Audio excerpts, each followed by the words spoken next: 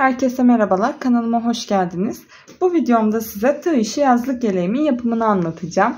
Şu şekilde üst kısmı, motiflerden oluşan da alt kısmı var.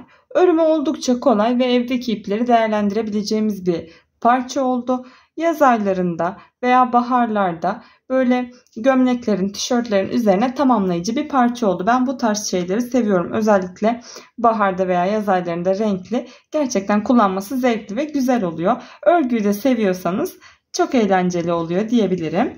Şu şekilde ben bir bağlama detayı yaptım. Düğme dikmedim. Delikli bir yaz yeleği havası olmasını istedim. Örümü dediğim gibi oldukça kolay. Ben şu turuncudan, ana renkten, videonun ilerleyen kısımlarında başta 2 yumak diyorum ama aslında 2,5 yumak. Yani 3. yumağımdan şu kadar gitti. Benim ipim Alize Diva'ya muadil diyebilirim. Örerken biraz tok oluyor. Ancak ütülediğimizde örgü bittikten sonra açılıp daha döküm döküm ince bir ip oluyor. Zaten ipin markasını hem açıklamalar kısmına yazıyorum. Birazdan kağıtlarıyla, renk kodlarıyla birlikte göstereceğim sizlere.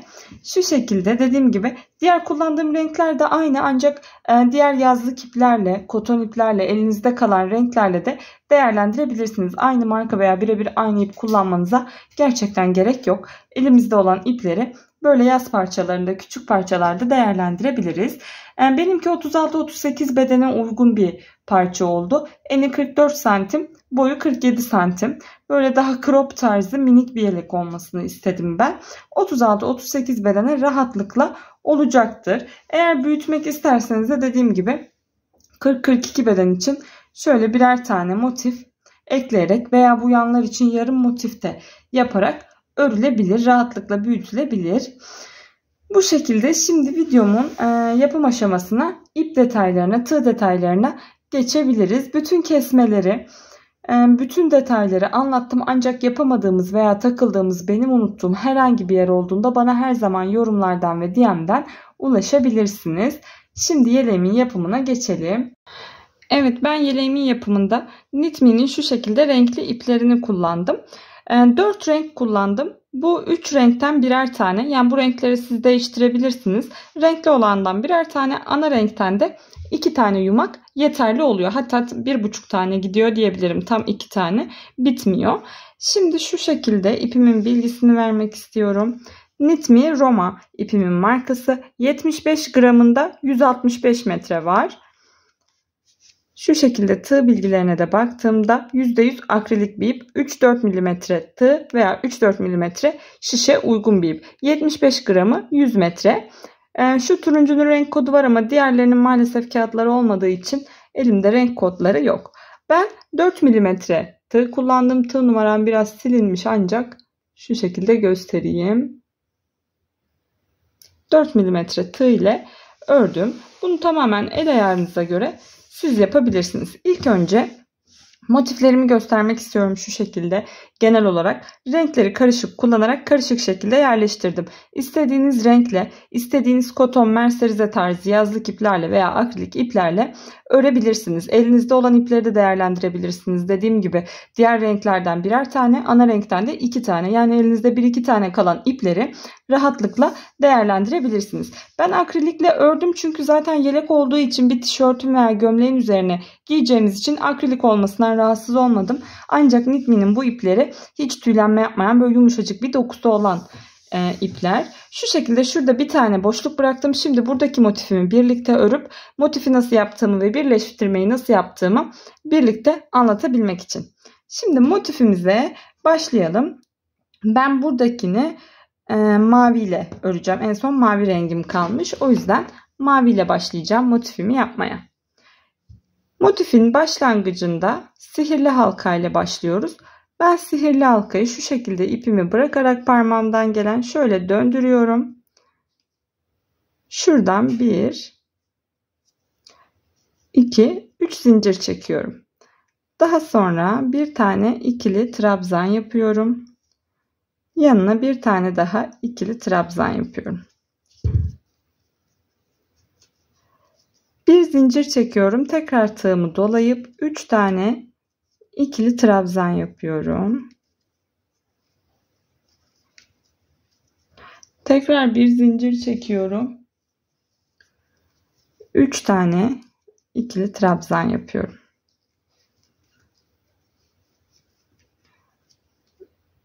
Pardon.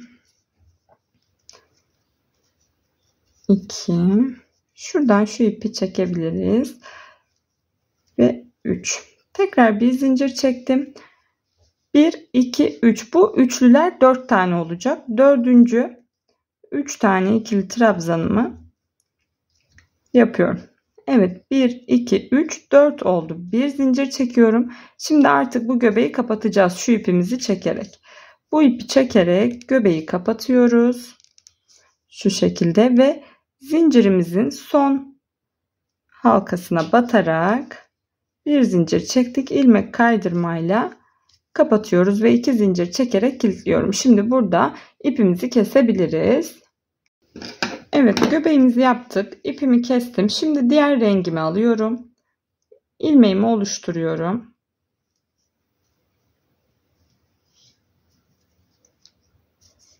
Şimdi şu bir zincirlik çektiğimiz yerlere bakın. Bu bir zincirin altından tığımı geçirip ilmeğimi oradan geçiriyorum. 3 zincir çekiyorum. Tekrar tığımı doladım. 2 tane daha ikili trabzan yapıyorum. Şimdi köşelerimizi oluşturacağız. Bir zincir çekiyorum. Tekrar aynı yere 3 tane ikili trabzan yapıyorum.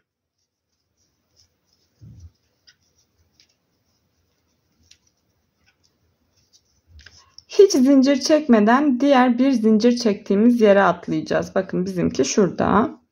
Şu ipimi de aynı zamanda şöyle arkadan gizleyebilirim. Hiç zincir çekmeden atladım. 3 tane ikili trabzan yapıyorum.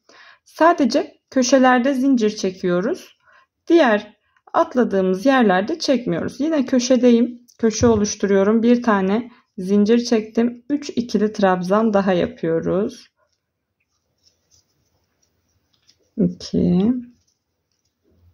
3. Yine zincir çekmeden bir sonraki kısma atladım. 3 tane ikili trabzan yapıyorum. Köşe için bir zincir çektim. Tekrar aynı yere 3 tane ikili trabzan yaptım.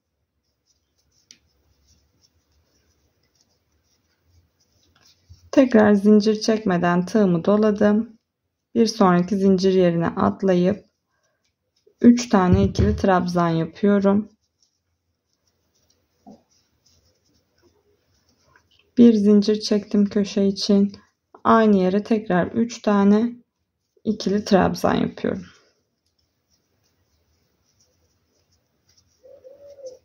Hiç zincir çekmeden bakın ilk çektiğimiz 3 zincirin üçüncüsüne tığımın ucu kalın olduğu için biraz zor batıyor.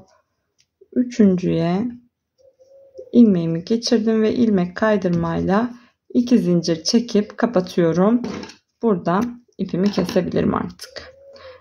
İkinci sırayı da tamamladık. Şimdi üçüncü rengimizi yapacağız. Üçüncü rengimi beyaz ile yapıyorum. Üçüncü sıraları genellikle ben hep beyazla yaptım. Tekrar beyazla ilmeğimi oluşturuyorum. Hep başlarken şu köşelerden başladım. Şu köşelerdeki bir zincirlik yerlerden başladım. Tığımı geçiriyorum ilmeğimi. 1, 2, 3 zincir çektim. Yanına hemen 2 tane daha ikili trabzan yapıyorum köşe için. Zincirle birlikte 3 oldu. Bir zincir çekiyorum köşede. 2, 3 tane daha ikili trabzan yaptım. Şimdi hiç zincir çekmeden şurada bir zincir çektiğim bir önceki sırada hiç zincir çekmeden atladığımız yer var. Yine hiç zincir çekmeden o boşluğa atlıyoruz. Köşeler yaptığımız için bu boşluklar artacak her sırada. Buraya 3 tane ikili trabzan dolduruyoruz. 2, 3. Yine hiç zincir çekmeden diğer köşeye atlıyorum. 3 tane ikili trabzan yapıyorum. Bir zincir çektim. Yine aynı yere 3 tane ikili trabzan.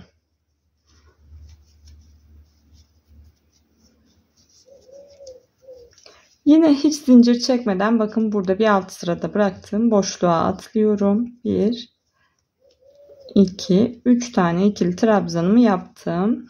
Yine hiç zincir çekmeden diğer köşeye atlayarak köşemi oluşturuyorum. 3 ikili trabzan, 1 zincir, yine 3 ikili trabzan. Bu şekilde sıra başına kadar devam edelim. Evet, beyaz sıramı da tamamladım. Yine 3. zincire batarak zincirimi çektim ve ipimi kestim. Şimdi 4. sıramdayım. 4. sıramı da sarı renkle yapıyorum. Şimdi bu motifi örerken ben bir değişiklik yapıyorum 4. sırada. 4. sırayı şu şekilde tersten örüyorum. Hep böyle düzden ördüğümüzde motif bittiğinde sanki böyle hafif sola doğru kayık gibi geliyor benim gözüme. Ben bir yabancı kanalda bu şekilde görmüştüm motifleri yapımını. Bu şekilde daha muntazam olduğunu düşünüyorum. Şimdi motifin düzü burası. Ancak şu şekilde tersten yapacağız. Şimdi ipimi yine terste kalacak şekilde ekleyip arkadan ekleyip 3 zincir çekiyorum.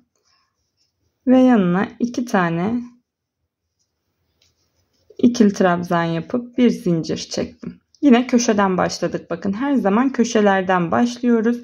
Şimdi yine biz sola doğru gidiyoruz ama örgüyü ters çevirdiğimiz için sağ yöne doğru örüyormuş havası olacak. Tekrar hiç zincir çekmeden şuradaki boşluğa atlıyorum bakın. Buraya 3 tane ikili trabzan yapıyorum.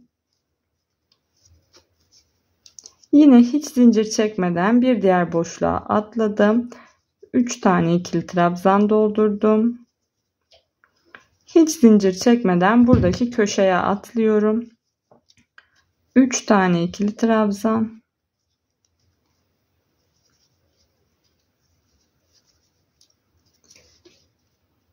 Bir zincir çekiyorum köşede olduğum için. Yine aynı yere 3 tane ikili trabzan yapıyorum. Hiç zincir çekmeden bir sonraki yere atlıyorum. 3 tane ikili trabzanımı dolduruyorum. Yine hiç zincir çekmeden bir sonraki deliğe. Aralarda hiç zincir çekmiyoruz. Sadece köşelerde zincir çekiyoruz. Tekrar tığımı doladım. Köşeye geldiğimde 3 tane ikili trabzan yapıp bir zincir, tekrar 3 tane ikili trabzan aynı yere. Artık köşeler hep aynı. Orta kısımlarda da zincir çekmeden gördüğümüz boşluklara 3 tane ikili trabzan dolduruyoruz. Şu an ters yöndeyiz. Bunu sıra başına kadar devam edelim. Evet, son sıramızı da ördük. Bunu ters yüzden ördük. Yine aynı şekilde şuradan birleştirdik zincirimizi çekerek. Şimdi yine ön yüzümüzü çeviriyoruz. Artık son sıramızı öreceğiz. İlmeğimizi oluşturalım. Yine köşelerden başlıyoruz. Artık ön yüzden örmeye devam ediyorum son sıramı. Sadece bir sırayı tersten örüyoruz. 2-3 zincir çektim. Bir tane ikili trabzan yapıyorum yanına. Şimdi son sıralarda bu köşelerde son sırada ikili yapacağız trabzanlarımızı. 3-3 yapıyorduk. 2 tane yapacağız. Bir zincir çektik. Yine 2 tane ikili trabzan yapıyorum.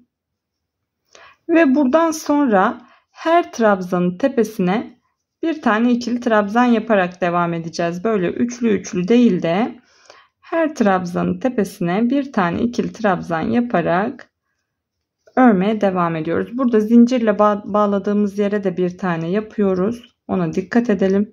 Sayılarımız aynı olsun. Her kenarda da. Hepsinin tepesine bir tane ikili trabzan yapalım köşeye kadar.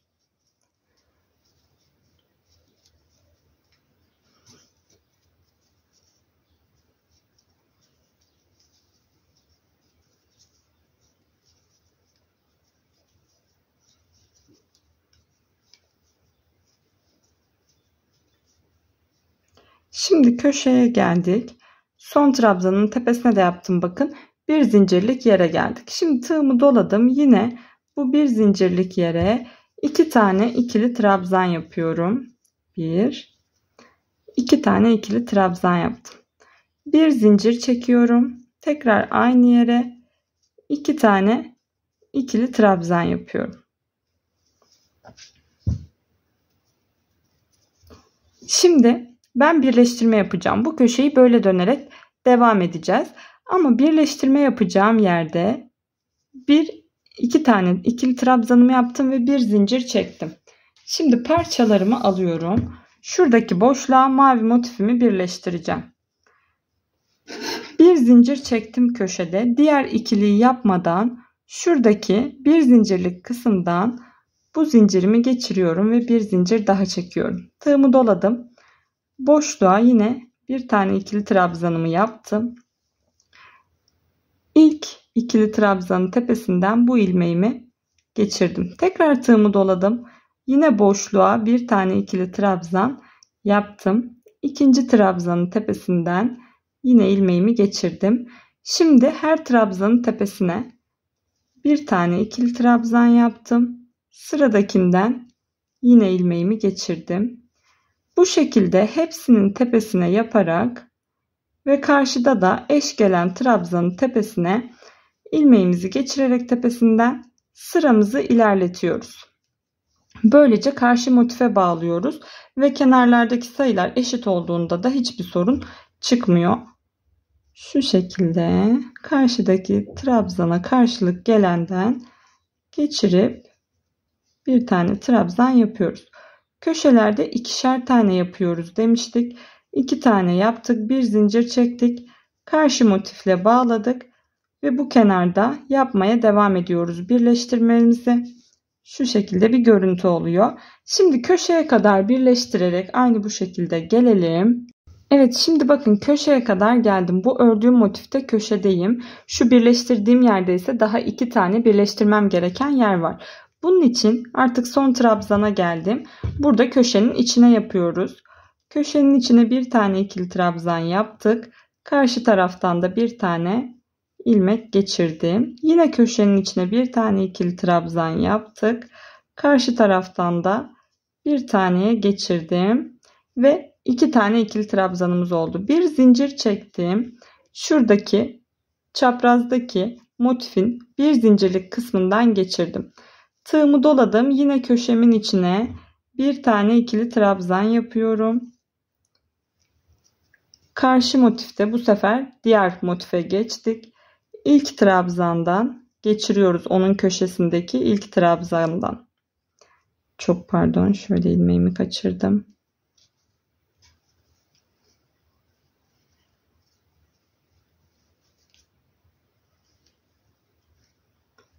Köşeden geçirdik bir zincir çekerek. Bir tane ikili trabzan yaptım köşeme.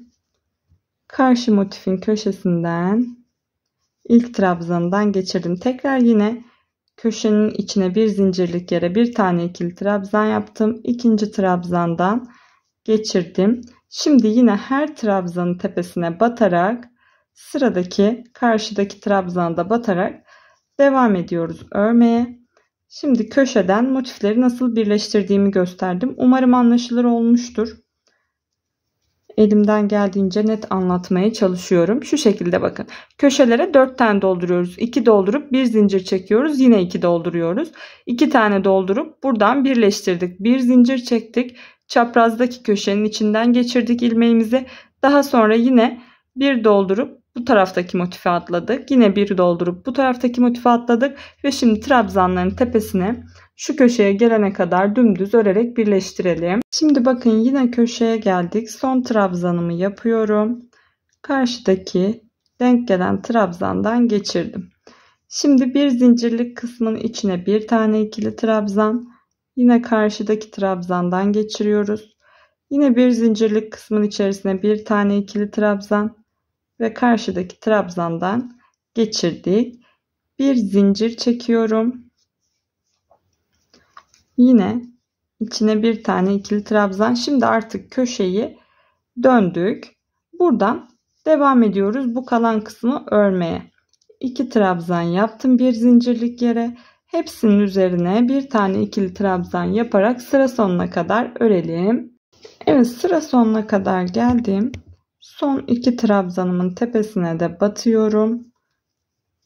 Şimdi yaptığım 3 zincirin üçüncüsünden, ilk başta çektiğimiz 3 zincirin üçüncüsünden ilmeğimizi kaydıralım. 2 zincir çekip sabitliyoruz.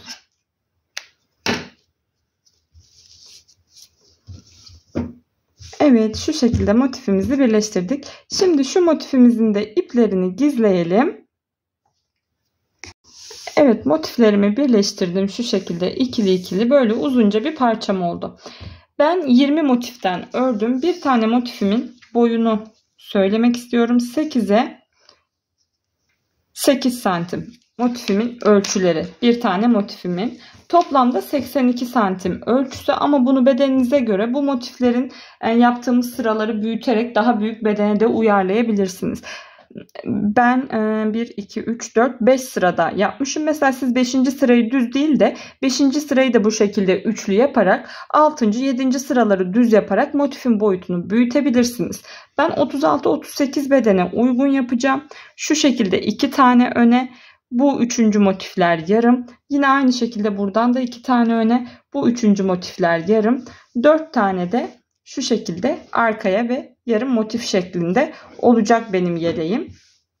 Şimdi bu şekilde önce önleri, daha sonra arkayı örerek yeleğin ana rengiyle üst kısmı oluşturacağım.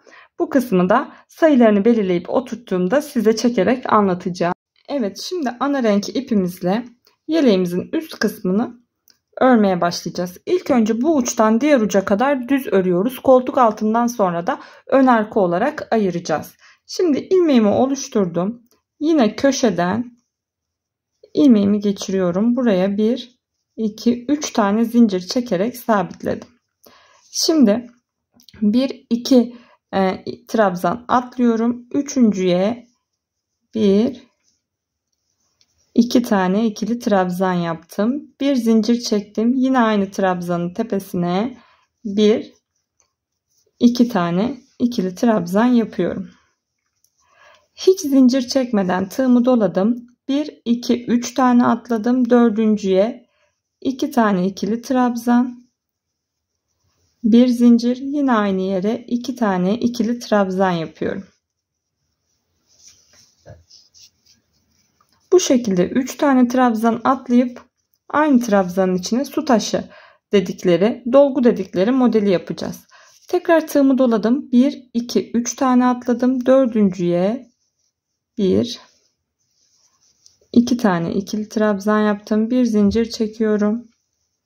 1, 2 tane ikili trabzan. Tekrar doladım. 1, 2, 3 tane atlayıp dördüncüye 1, 2 tane ikili trabzan, bir zincir, tekrar aynı yere 2 tane ikili trabzan yapıyoruz. Bakın örneğimiz şu şekilde. Çok basit bir örnek zaten. Aralarda 3 tane atlıyorum ki böyle geniş yelpaze gibi durması için. Tekrar tığımı doladım. Şimdi burada 1, 2, 3 saydım. Şuradaki boşluğa atlıyorum.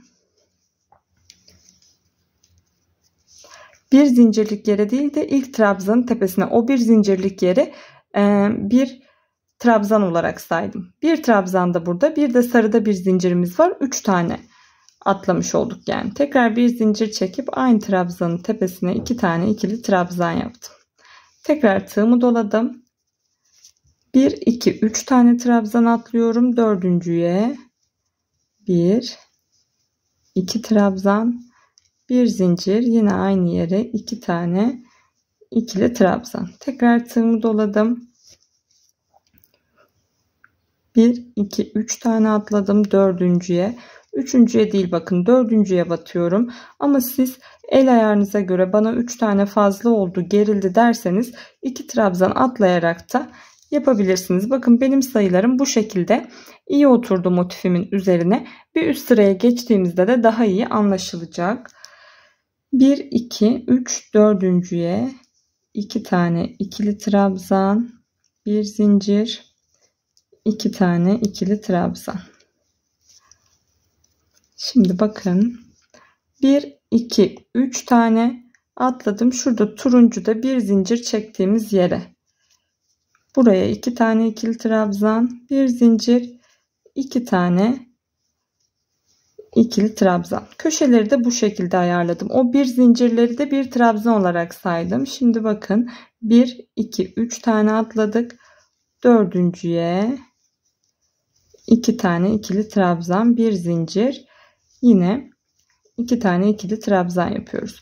O zincirleri de bir trabzan olarak saydım ve bu şekilde sayılarımı oluşturdum. Şimdi üst sıraya çıktığımızda örnek daha güzel gözükecek. Bu şekilde bu motiflerimin boyunca diğer ön parçama gelene kadar bu aynı örneği örerek devam ediyoruz. 3 atlıyoruz. Aynı yere 2 trabzan, 1 zincir, 2 trabzan. 3 atlıyoruz. Dördüncüye 2 trabzan, 1 zincir, 2 trabzan şeklinde örerek devam edelim sıra sonuna kadar. Şimdi son dolgumuzdan bir öncekini yapıyorum. Bakın şu dolgumuzu yapıyorum. Yakaya doğru yaklaştım.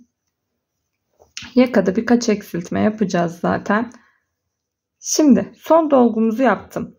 Buradaki bir zincirlik yere dolgu değil de sadece 2 tane ikili trabzan yapıyorum. Şu şekilde bir zincir çekip bir ikili daha yapmam gerekiyor, yapmıyorum. Tığımı doladım. Zincirimin üçüncüsüne batıp kenar trabzanımı yapıyorum. Burada bir dolgu eksilttik bakın. Yine 1, 2, 3, 4 zincir çektim. Döndüm. Şimdi bu 2 tane yaptığım trabzana hiçbir işlem yapmadan direkt buradaki dolguma atlıyorum. Bakın burada bir eksiltme yapmış olduk. Bir tane dolgumuzu eksilttik. Bir zincir çektim. Tekrar aynı yere 2 tane yaptım. Şu şekilde. Daha sonra bir sonraki sırada şu zincirimizin tepesine batacağız yine. Şimdi koltuk kısmına kadar yine aynı örneğimizi yapıp koltuk kısmından geri gelelim. Bakın burada bir tane dolgumu eksilttim. Çıkarken sadece 2 trabzan yaptım. Daha sonra o ikilinin üstüne bir şey yapmadan zincirle döndüm. Direkt bir sonraki dolguma geçtim. Şimdi koltuğa bir git gel yapalım örneğimizi aynen örerken. Evet, şimdi koltuk altına git gel yaptık. Bakın koltuk kısmı dümdüz ilerliyor. Yine yaka kısmına geldik. Şimdi bu kısımda eksiltme yapmayacağız. Bir önceki sırada yaptık. Çok keskin bir eksiltme olmasını istemiyorum. Burada son yuvama yine yelpazemi yapıyorum. Bir önceki sırada zaten 2 kerette 2 sırada kestik. Son yelpazemi yaptım. Daha sonra 4 zincir çekmiştim. Bunun dördüncüsüne bakın şu şekilde batıp bir tane tekli trabzan yapıyorum. Şu şekilde burasını eksiltmiş oldum. Tekrar 1, 2, 3, 4 zincir çekip dönüyorum. Bakın burada bir eksiltme oldu. 4 zincir çekip döndüm. Şimdi burada 1, 2 yaptım. Bu sırada eksiltme yapmış oldum. Tekrar tığımı doladım. Bundan sonrakinde koltuk altına kadar örneğimizi aynen örüyoruz. Arka sırada değil de ön sırada yaptık bu sefer, çıkışta değil.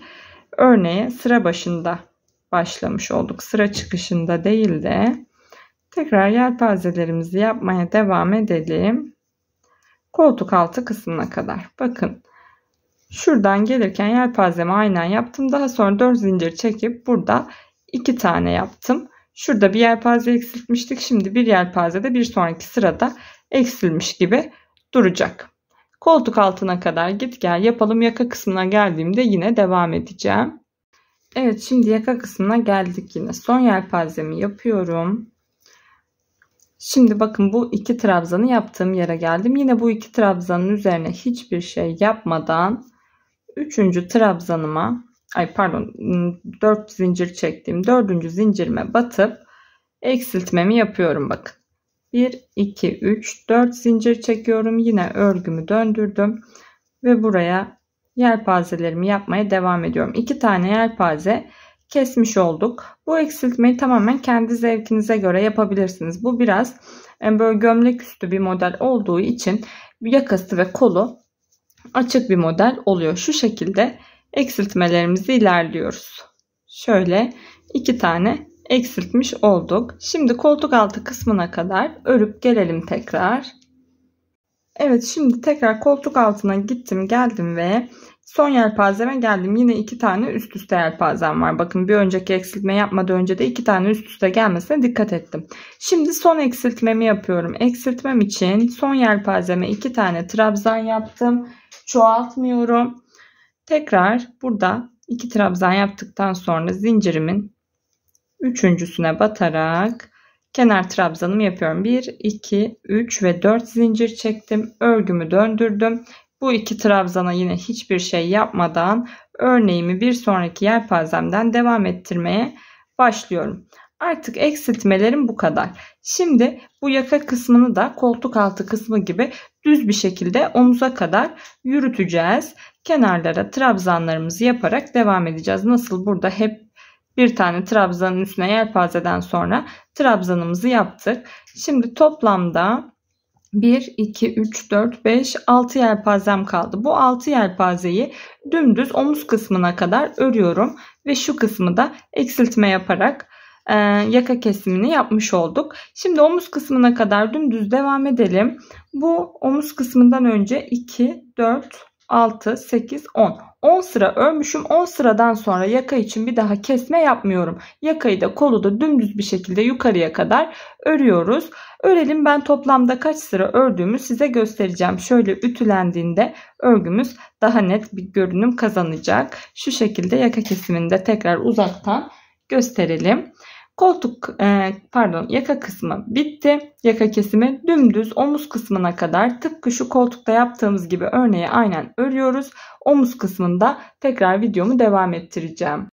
Evet, şimdi ön parçamı bitirdim. Zaten şu şekilde küçük bir ön oluyor. Sadece az önce ben 4 tane eksiltme yapıp düz ördüğümü söylemiştim. 5 tane eksiltme yaptım. Sizden sonra bir tane daha eksiltme yaptım. Yan yana saydığımda 2, 4, 5 tane düz ilerlettiğim motifim oluyor. Daha sonra tıpkı burayı başladığım gibi şu arkayı da başladım. Bu arkadan da 1, 2, 3 tane koltuk aldığı için burada bıraktık. Daha sonra yine 2, 4, 6, 8, 10, 12, 14, 16, 18. 18 örnek arkayı dümdüz ördüm.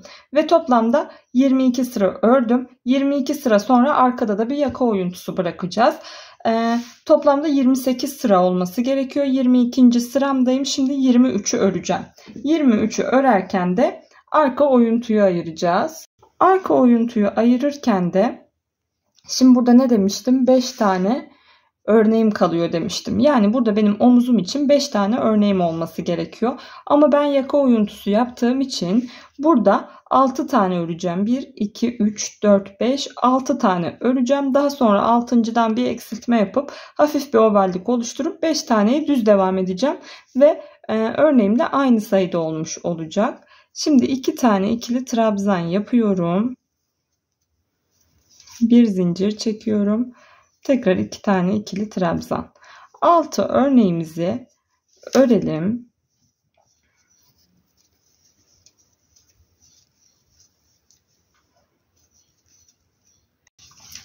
Beş ve 6. örneğimi de örüyorum.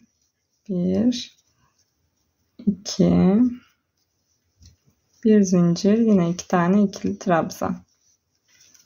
Bu 6. örneğim. Tığımı doladım. Artık 6. örneğimdeyim. Bakın 1, 2, 3, 4, 5, 6 tane örnek yaptım. Tığımı doladım. Şurada 7. Su taşının başına bir tane ikili trabzan yapıyorum. 1, 2, 3 zincir çektim. Yine örgümü döndürüyorum. Şimdi burada yine ön tarafta yaptığımız eksiltme gibi buraya sadece 2 tane ikili trabzan yapıp örneğimi tam yapmıyorum. Yarım örnek yaptım. 2 tane ikili trabzan yaptım. Şimdi tığımı doladım. Hiç zincir çekmeden diğer örneklerimi aynı şekilde örüyorum.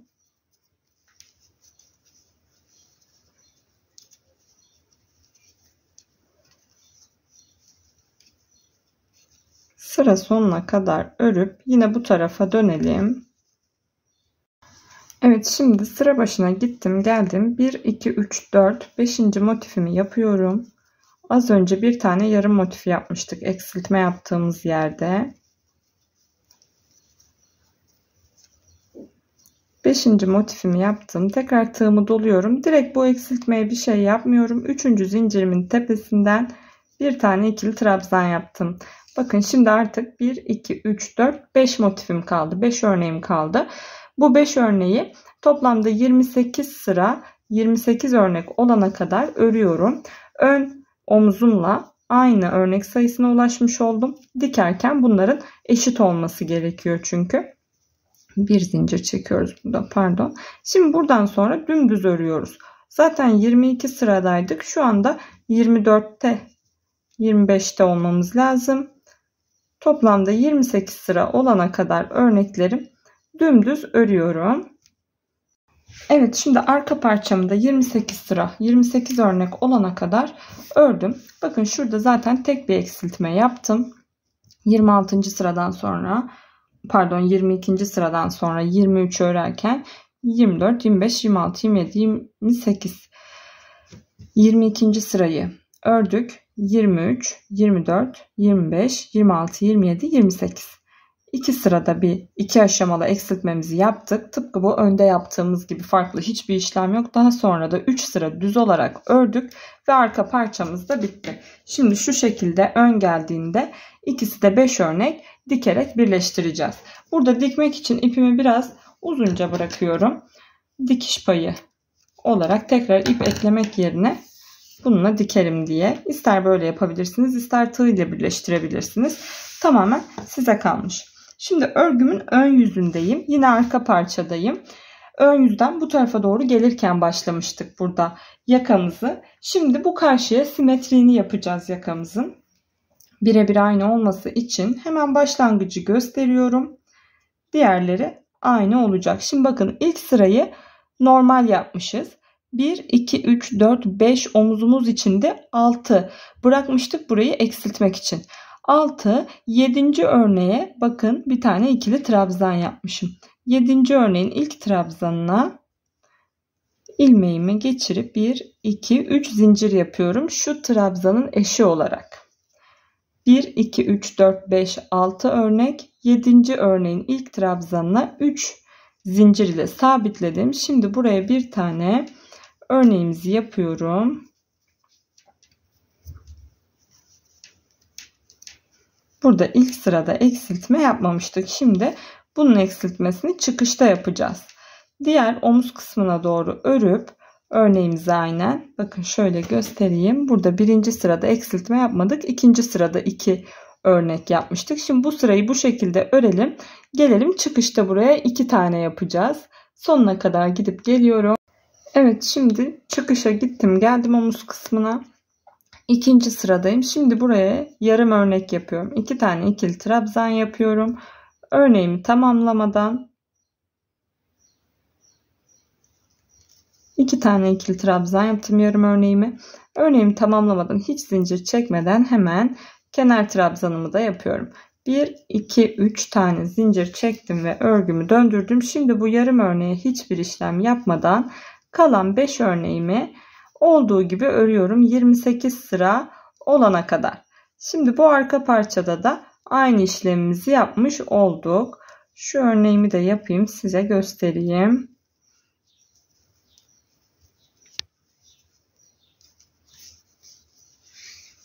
Karşılıklı olarak aynı kesme işlemini yapmış olduk ve bu arkada ense oyuntusu, hafif bir yuvarlak yaka görüntüsü vermek istedim. Çünkü yeleğin orijinalinde bu şekilde yapılmış ve hatta bu yeleği ters olarak da kullanmışlardı. Ben düz olarak kullanmayı tercih edeceğim diye düşünüyorum ama yine de arkasına aynı şekilde yapmak istedim. Bu şekilde şimdi bu ön parçayı birlikte örmüştük zaten. Bu taraftan başlamıştık. Daha sonra bunu git gel yaparak bitirdik. Bütün eksiltmelerini detaylı olarak anlattım. Daha sonra yine örgünün bu tarafından devam edip şu ilmek belirleyicimi baz alarak 3 tane örneği boş bıraktım. Bakın 3. örneğin son trabzanından ilmeğimi sabitleyerek kenar trabzanımı oluşturdum. Hiç arttırma yapmadan, eksiltme yapmadan dümdüz ördüm. Daha sonra yaka oyuntusunu açtık. Şimdi şu kısımda bittiğinde buradaki yaka Yine geliyorum bu taraftaki önüm için, yine bu tarafa doğru gidiyorum. Bakın başlangıç yerleri hep aynı, hiçbir zaman değişmiyor. Hepsini aynen çektiğimde çok uzun bir video oluyor. O yüzden bazı kısımlarda aynı işlemleri yapacağım yerleri üstten anlatıyorum ve tekrar videoyu uzatmak istemiyorum. Şimdi bakın bu ilmek belirleyiciyi taktığım örneğin ilk trabzanını kenar trabzanıma atmışım. Yine buradan oluştururken ilmek belirleyiciyi taktığım örneğimin ilk trabzanına 3 zincir çekip şu köşeye gide gele ön parçamı öreceğim. Bu sefer yaka kesimlerini çıkış kısmında yapacağız. Bu taraftaki önde girişte yapmıştık. Yaka kesimlerini çıkış kısmında yaparak 5 kere kesiyorum. Şu öndeki işlemin aynısını yapıyorum yani. Şu şekilde ekran görüntüsü de alabilirsiniz. Veya videonun o kısmını baştan izleyerek de sayıları hatırlayabilirsiniz. Bakın zaten 2 tane eksiltme yapmadım. 2 sırada eksiltme yaptım. 2 tane yapmadım. Bu şekilde örerek toplamda 5 eksiltme yapıyorum. İlk sırada yapmayacağız. Yine dönüşte yapacağız eksiltmeleri. Bu önde de yani böyle girdiğimde çıkışta yapmıyorum eksiltmemi. Bu tarafa giderken yapıyorum. Bu şekilde 5 eksiltme yapıp yine 28 sıra olana kadar bu önümüzü de öreceğiz. Ve daha sonra yeleğimizin ufak tefek detayları kalıyor. Hemen onlara geçiyorum ben de bitirip. Evet, şimdi ön ve arka parçalarımı ördüm motiflerimden sonra şu şekilde. Şimdi burası örgümün ön yüzü. Birleştirme işlemini, dikiş işlemini ön yüzden yapacağım. Şu şekilde biraz düzeltelim. Şimdi iğnemi aldım. Şöyle ben uzun ipler bırakmıştım dikmek için bitirdiğim köşelerde. Ön yüzden birleştirmem bu şekilde olması gerekiyor. Şöyle çevirelim. Şuradan omuz kısmını dikeceğiz. Bıraktığım ipi geçirelim.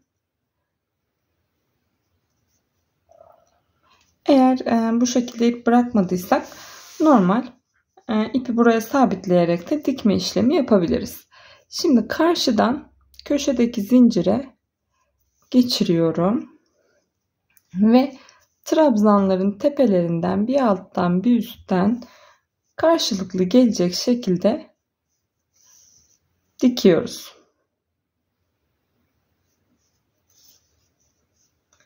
Tığ ile de birleştirebilirsiniz. Örerken de birleştirebilirsiniz.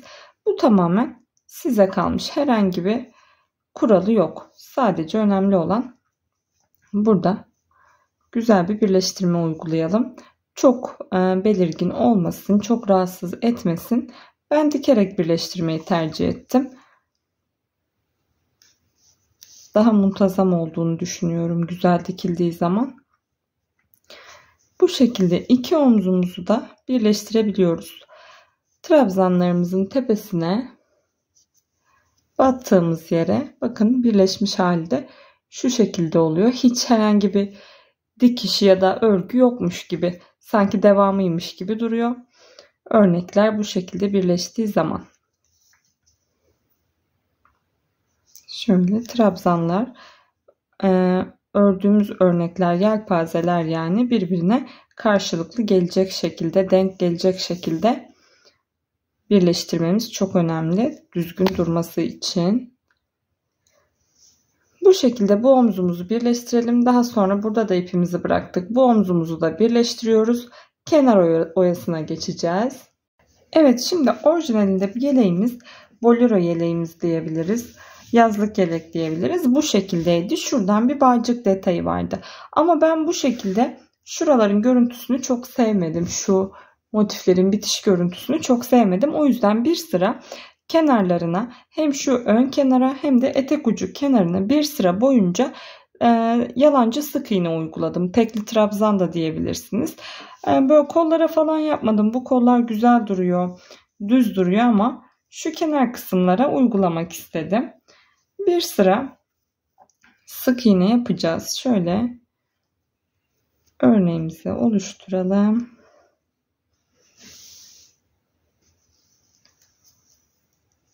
Şöyle şu omuz kısmından ben başlayacağım. Pardon, omuz kısmından başlamayacağım çünkü etek ucunu da öreceğiz. Şu şekilde önce etek ucundan başlayacağım. Daha sonra yakayı dolaşıp yine etek ucuna geleceğim. Şurada köşeden ön yüzden başlıyorum. Doladım. İlmeğimi geçirdim. 2 zincir çektim. Tığımı doluyorum. Ve üçünü bir tek seferde çıkarıyorum. Tekrar tığımı doladım. Her trabzanın tepesine bu işlemi yapıyoruz. Tığımızı dolayıp üçünü tek seferde çıkarıyoruz. Bu şekilde örgünün kenar yüzeyleri boyunca öreceğiz. Şöyle motif birleştirme yerlerine geldiğimde de nasıl yaptığımı göstermek istiyorum. Şu şekilde bir görüntü, şu şekilde bir bordür gibi olacak etrafında.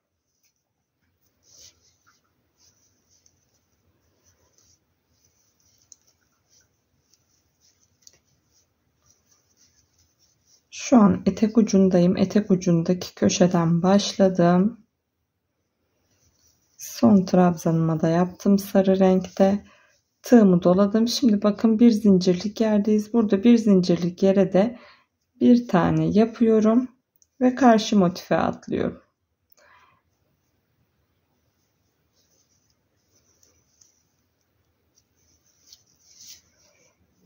Bu şekilde motif aralarını geçişleri yapabiliriz. Şöyle göstereceğim. Bakın böyle bir bordür görüntüsü olacak. Hem de daha düz duracak. Şimdi şöyle bakalım.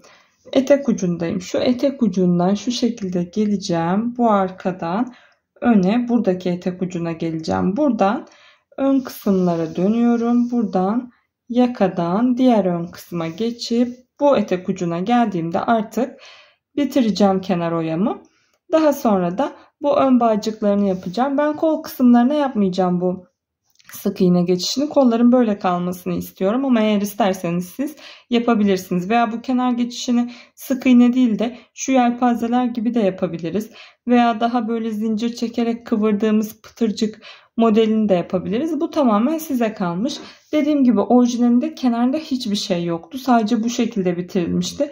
Ama ben şu motif kısımların duruşunu sevmedim. O yüzden bu ön yaka kısmına ve etek ucuna uygulamak istedim. Şimdi sık iğneleri de yapalım. Evet, şimdi yeleğimin kenar oyasını yaptım. Kenar oyası dediğim trabzan. Bir sıra tekli trabzan ya da yalancı sık iğne diyebilirsiniz. Yaptım. Şimdi ütüsüz olduğu için biraz kıvrık duruyor ama ütülendiğinde daha güzel bir görüntü olacak. Şu örneğin bile görüntüsü daha öne çıkacak. Güzel olacak. Şu kol kısımlarına dediğim gibi ben yapmadım ama aynı sık iğneyi yapabiliriz de. Hatta çok kararsız kaldım. Belki sonradan yapabilirim. Yaparsam mutlaka sizinle paylaşırım. Buradakinin aynısını dönerek şuraya da yapabiliriz. Ben ön kısma şu şekilde bağcıklar yapmak istedim. Düğme detayı yok. Böyle yazlık delikli bir yelek olduğu için böyle bağlandığında güzel duracağını düşünün veya bağlanmasa bile açık şekilde bir tane şuraya, bir tane de şuraya, 2 tane bu bağcık detayını yapacağım ve bunu nasıl yaptığımı göstermek istedim size. Şimdi ipimizi aldık. Bunun karşılığını yapacağız. İlmeğimizi oluşturuyoruz. Tam karşı gelen şu ilmeğim benim. Tam eksiltme yapmadan önceki yeri, son sırayı aldım. İlmeğimi buradan geçiriyorum. Pardon. İlmeğimi oluşturdum. Şuradan geçirdim ilmeğimi. Bir zincirle sabitliyorum. Şimdi sadece zincir çekiyoruz. Aynı zamanda şu ipimi de gizliyorum zincir çekerken. Daha sonra zincirde gizlemek zor oluyor. Örgü kısmına da gizlemektense şöyle örerken kaybederim diye düşündüm. Şimdi karşı motifte kaç tane zincir çektiysem karşı bağcığımda o kadar zincir çekiyorum. Evet, 50 zincir çekmiştim ben ilk bağcığımda. Yine bunda da 50 zincir çektim. 50 zincirden sonra tığımı doluyorum. 1-2 tane atlayıp üçüncüye veya dördüncüye, bu fark etmez, tamamen size bağlı, batıp bir tane ikili trabzan yapıyorum. Tekrar bir tane battım aynı yere, bir tane daha ikili trabzan yaptım. Zincirle birlikte 3 tane ikili trabzanım oldu. Şimdi hiç dolamadan yine aynı yere bir tane sık iğne yapıp hepsini topluyorum. 2 zincir çekiyorum. Yine aynı yere 2 tane ikili trabzan yapıyorum. Zincirle birlikte 3 tane olacak. Şimdi tekrar aynı battığım yere bir tane sık iğne yapıyorum. Yine 2 zincir çekiyorum. Yine 2 tane ikili trabzan yaptım. Aynı yere yine bir sık iğne yaptım. Şimdi burada biraz küçük bir tığ aldım. İpimi kaydırmak zor oluyor. İlk çektiğim zincirin, ilk yaptığım trabzanın zincirine ilmeğimi kaydırıp sabitleyip 2 zincir çekip ipimi kesiyorum. Bakın şu şekilde bir çiçek gibi minik yapraklı bir motif oluyor. Bunu dörtlü de yapabilirsiniz veya daha farklı bir şey de yapabilirsiniz. Ucunu püskül gibi de bırakabilirsiniz. Bu tamamen size kalmış. Dümdüz sade bir zincirle bile bir bağcık yapabilirsiniz. Dediğim gibi yazlık yelek olduğu için bağcıksız bile kullanılır. Düğme veya herhangi bir şey yapmak zorunda değiliz ama böyle hoş bir görüntü olması için ben yapmayı tercih ettim ve bunu da sizinle paylaşmak istedim. Şu şekilde ipimi gizliyorum. Şimdi ben bu bağcıktan alt kısma 2 tane daha yapacağım. Yani karşılıklı 2 tane bir bağlama yeri daha yapacağım. Ve bunun dışında yeleğimde başka detaylar yok. Dediğim gibi kollarda kararsız kaldım ama sanırım yapmayacağım. Böyle sade bırakacağım. Şu şekilde göstereyim. Bir tek ütülenmesi kalıyor. Bundan sonra ütüleyip ütülenmiş halinin ölçülerini de size vereceğim. Şu şekilde bağlayarak kullanabileceğimiz bir yelek oldu. Hatta hiç alta yapmasak bile bakın oldukça tatlı duruyor. Belki bir tane şuraya da yapabilirim diye düşünüyorum. Bu şekilde yazlık bir yeleğimiz olmuş oldu. Umarım videomu beğenmişsinizdir. Videomu beğendiyseniz beğen butonuna basmayı ve kanalıma abone olmayı unutmayın lütfen. Bir sonraki videoda görüşmek üzere.